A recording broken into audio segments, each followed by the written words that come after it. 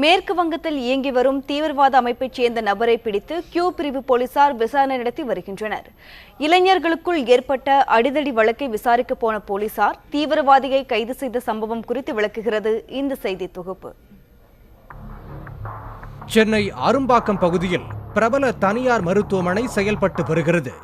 கடந்த ஜனவரி மாதம் புதிதாக திறக்கப்பட்ட இந்த மருத்துவமனையில் வடமாநில இளைஞர்கள் 200 பேர் பணிபுரிந்து வருகின்றனர்.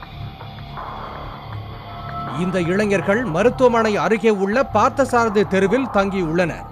அசாம் மாநிலத்தைச் சேர்ந்த கந்தர்பதாஸ் என்ற இளைஞனும் ஒப்பந்த ஊழியராக பணிபுரிந்து வருகிறார். வியாழக்கிழமையன்று இவர்கள் தங்கும் இடத்தில் உள்ளவர்களுக்கும் கந்தர்பதாசுக்கும் வாக்குவாதம் ஏற்பட்டு பின்னர் கைகலப்பாக மாறியுள்ளது.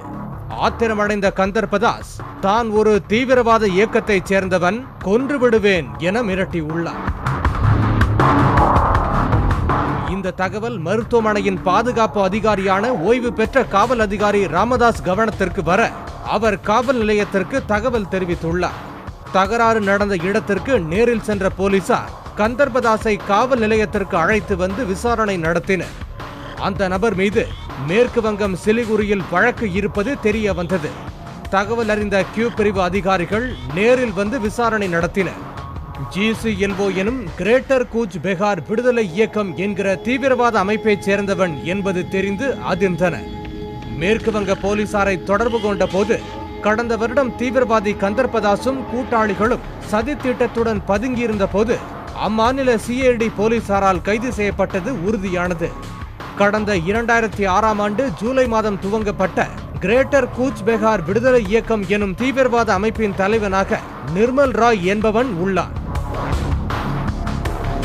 தாங்கள் கொள்கை ரீதியாக சுதந்திரத்தை நோக்கி செயல்படும் தீவிரவாத அமைப்பு எனவும் அவன் கூறியுள்ளான். தங்களுக்கு எதிராக செயல்பட்டால் அரசு அலுவலகங்கள் மற்றும் ரயில் நிலையங்களை குண்டு வைத்து தகர்ப்போம் எனவும் சமூக வலைதளம் மூலம் மிரட்டல் விடுத்து வீடியோ வெளியிட்டுள்ளான். இதன் அடிப்படையில் அந்த அமைப்பின் தலைவன் நிர்மல் ராய் உட்பட கந்தர்பதாஸ், ரத்தன் அதிகாரி, DP பிரசாத் ராய் ஆகிய 4 பேரை மேற்கு வங்க மாநிலம் சிலிகுரியில் வைத்து கடந்த ஆண்டு ஜூலை மாதம் மேற்கு வங்க CID காவல்துறையினர் கைது செய்துள்ளனர். மேலும் இந்த நபர் 3 மாதங்கள் சிறையில் இருந்துவிட்டு 45 நாட்கள் பிணையில் வெளிவந்து சென்னைக்கு தப்பி வந்து தலைமறைவானதும் தெரிய வந்துள்ளது. சென்னையில் தன்னுடைய அடையாளத்தை மறைத்து சாதாரண தொழிலாளி போல கடந்த 1 மாதமாக செயல்பட்டு வந்தது ஏன்? சென்னையில் வேறு ஏதேனும் சதிச் செயலுக்கு திட்டமிட்டிருந்தாரா என்ற கோணத்திலும் விசாரணை நடத்தி வரும் போலீசார் மேற்கு வங்க போலீசாரிடம் தீவிரவாதி கந்தர்பதாஸை ஒப்படைக்க உள்ளனர். இலங்கையில் தொடர் தீவிரவாத தாக்குதலை அடுத்து சென்னையில் காவல்துறையினர் தீவிர கண்காணிப்பில் ஈடுபட்டுள்ளனர். இந்த நிலையில் தீவிரவாத அமைப்பைச் சேர்ந்தவன் சிக்கி இருப்பதால் போலீசார் உஷார்படுத்தப்பட்டுள்ளனர்.